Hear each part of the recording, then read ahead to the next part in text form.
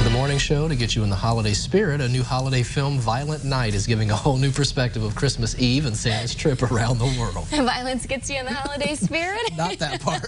Well, film critics Chuck Kowinski and Pam Powell talked to the star of the film, David Harbour, on portraying an evil Santa Claus.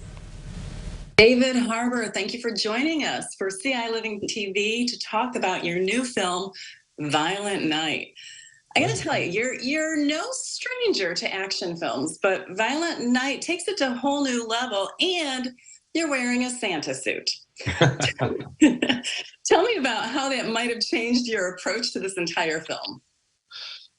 I mean, yeah, it's when you're fighting as just a dude, it's different than when you're fighting as Santa Claus. He has an entirely different set of skills.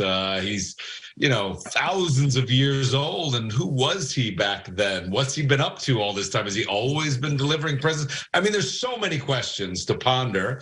But on a technical level, there's the suit. There's, you know, you're gaining a lot of weight to try to give yourself a little padding. That all becomes difficult. And then there's a big old fake beard and mustache, which was very tricky because occasionally I didn't get to grow my own for this. I had to, and, you know, occasionally you'll do takes, some guy will headlock you and you'll pull out and you'll be completely clean shaved. You'll be holding a gray beard in his hand. So there's all kinds of issues with it, but the technical ones are probably the most difficult. Very good. So this movie has, you know, the violence over the top as far as the violence is concerned and everything, to the point where it's funny. I'm assuming that was part of what attracted you to the film.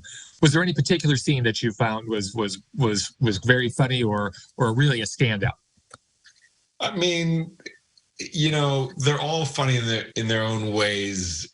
It's just inherently funny to have a bunch of bad guys go against Santa Claus and him to kick their ass. I mean, it was funny too as we put the film together, because there was a lot more like one-liners in the movie after I would kill someone, of just like, you know, would go through the guy like a plate full of cookies or what. I mean, things like ridiculous things.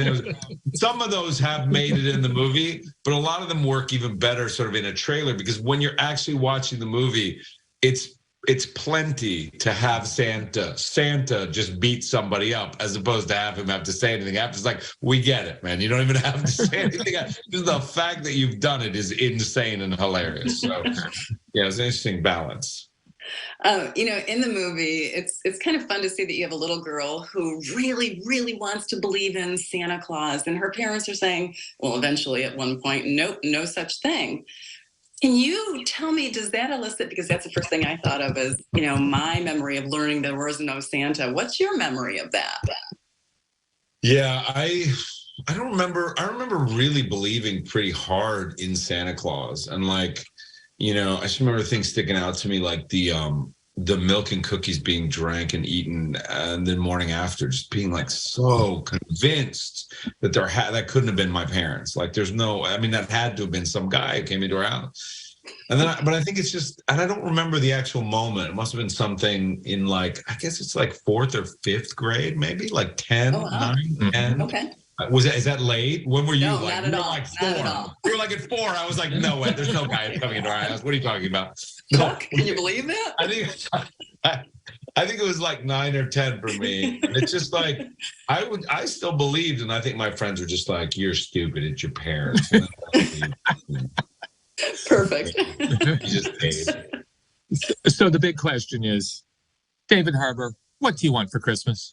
I don't know. I mean, I would like people to go see this movie for Christmas. And then, I mean, I'm pretty good. I don't need very much. I've been, you know, I live pretty simply, but in a general sense, I would just love for my family to feel safe and happy. That's about all I want. Well, I guess we'll see if you've been naughty or nice. Right? I guess we'll see. We'll see. One last quick question. I remember seeing you as Joel in Between Us and Matt Wirtz in No Sudden Move. You've taken on some pretty cool dramatic roles and now action flicks. What would be a dream role for you for your next film?